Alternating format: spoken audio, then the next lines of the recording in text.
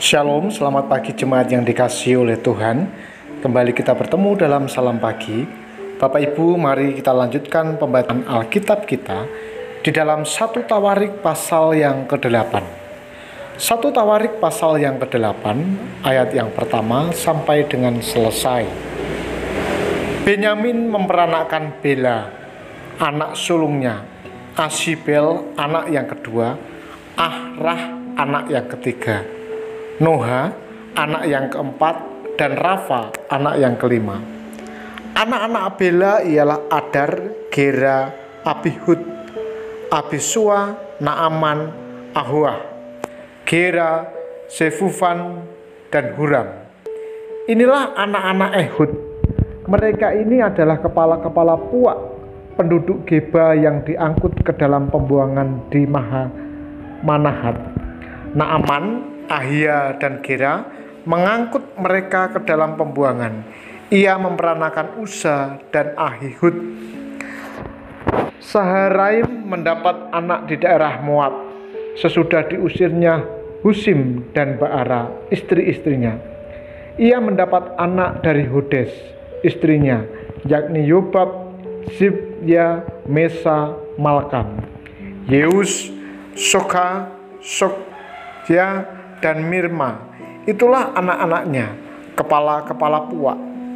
Sebelum itu dari Husim ia telah mendapat anak, yakni Abitub dan Elpaal. Anak-anak Elpaal ialah Eber, Misam, dan Semet. Dia ini mendirikan kota Ono dan kota Lot dengan segala anak kotanya. Beria dan Sema adalah kepala-kepala puak penduduk Ayalon. Mereka telah menghalau penduduk Gad, Ahyu, Sasak, Yeremot, Zebaja, Arad, Eder, Mikael, Yispa, dan Yoha. Ialah anak-anak Beria. Zebaja, Mesulam, Hizki, Heber, Yismerai, Yizlia, dan Yobab ialah anak-anak Elpaal. Yakim, Yizkri, Zabdi, Elionai, Zeletai, Eliel, Adaya, Beraya, dan Simrat ialah anak-anak Simei. Yispan, Eber, Eliel, Abdon, Hizkri, Hanan. Hananya, Elam, Antotia, Yifdeya, dan Penuel ialah anak-anak Sasak. Samserai, Serahya, Atalia, Yaaresya, Elia, dan Sikri ialah anak-anak Yeroham. Itulah para kepala puak, para kepala menurut keturunan mereka. Mereka ini diam di Yerusalem. Tetapi di Gibeon diam Bapak Gibeon, yakni Yeyel, dan nama istrinya ialah Maakha. Anak sulungnya ialah Abdon, lalu Zur, Kis, Baal, Nadab, Gebor, Ahyua, Zeker, dan Miklot yang memperanakan Simea.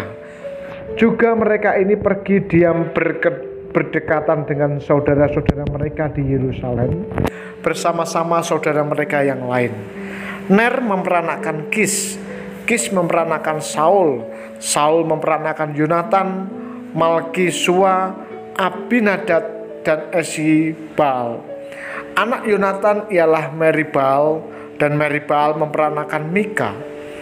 Anak Mika ialah Piton, Melek, Tarea, dan Ahaz.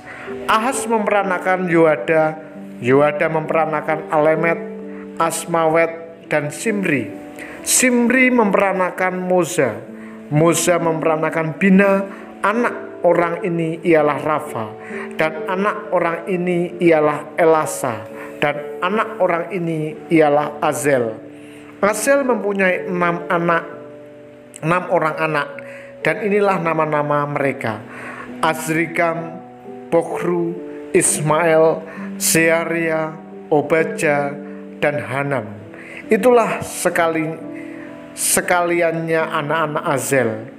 Anak-anak Esek saudaranya ialah Ulam, anak sulungnya ialah Yeus, anak yang kedua, dan Elifelet, anak yang ketiga.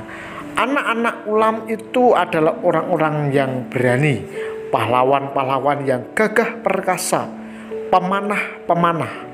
Anak dan cucu mereka banyak, 150 orang. Mereka semuanya itu termasuk Benyamin. Ibu dan saudara yang terkasih dalam nama Tuhan, selain suku Yehuda dan Lewi, suku Benyamin juga diistimewakan karena kesetiaannya terhadap keturunan Daud dan ibadat bait Allah. Suku Benyamin dalam pasal 7 adalah yang bersekutu dengan kerajaan utara. Dan di pasal 8 adalah yang bersekutu dengan kerajaan Yehuda. Ada 4 kelompok suku Benyamin dalam perikop ini. Yang pertama, yang tinggal di Geba. Itu dapat kita baca dalam ayat 1-7. Silsilah dimulai dari Benyamin dan langsung menyempit kepada cucunya Ehud.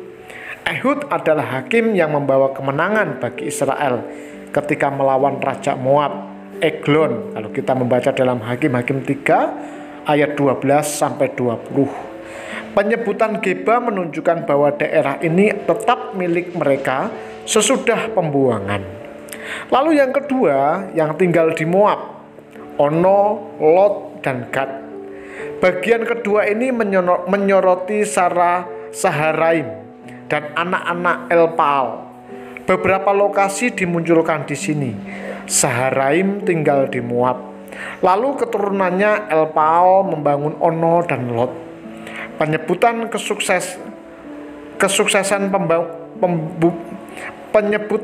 kesuksesan pembangunan kota menyatakan berkat Allah bagi yang mendirikannya.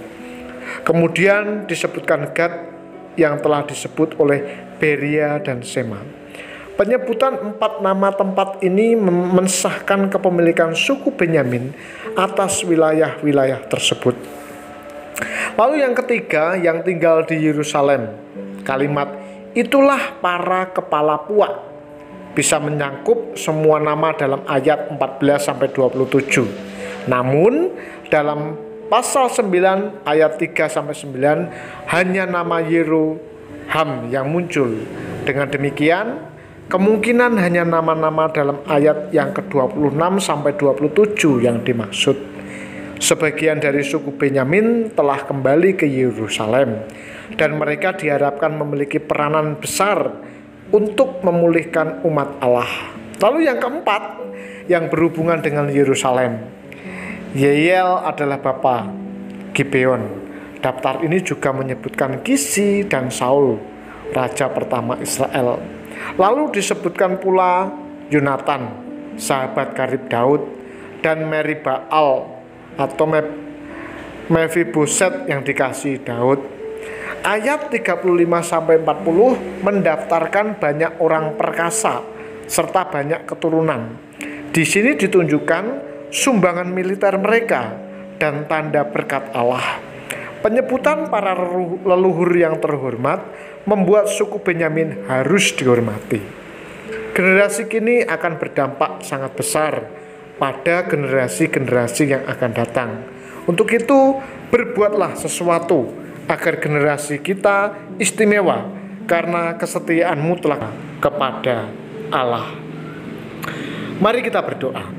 Bapa di surga, kami mengucap syukur kepadamu apabila pagi hari ini kami boleh bangun dalam keadaan tubuh yang sehat. Kami merasakan berkat Allah yang luar biasa. Bapa, pagi hari ini sebelum kami melangkah keluar untuk melakukan kegiatan kami mau menyerahkan tubuh, jiwa, dan roh kami ke dalam pimpinan-Mu. Berkatilah kami supaya sepanjang hari ini kami senantiasa berjalan dalam ketetapan-Mu. Hati kami tidak menoleh ke kanan ke kiri, tetapi kami fokus kepada Tuhan. Hamba-Mu terkhusus berdoa untuk umat Tuhan yang saat ini sedang mengalami sakit. Kiranya Tuhan yang memulihkan dan menyembuhkan.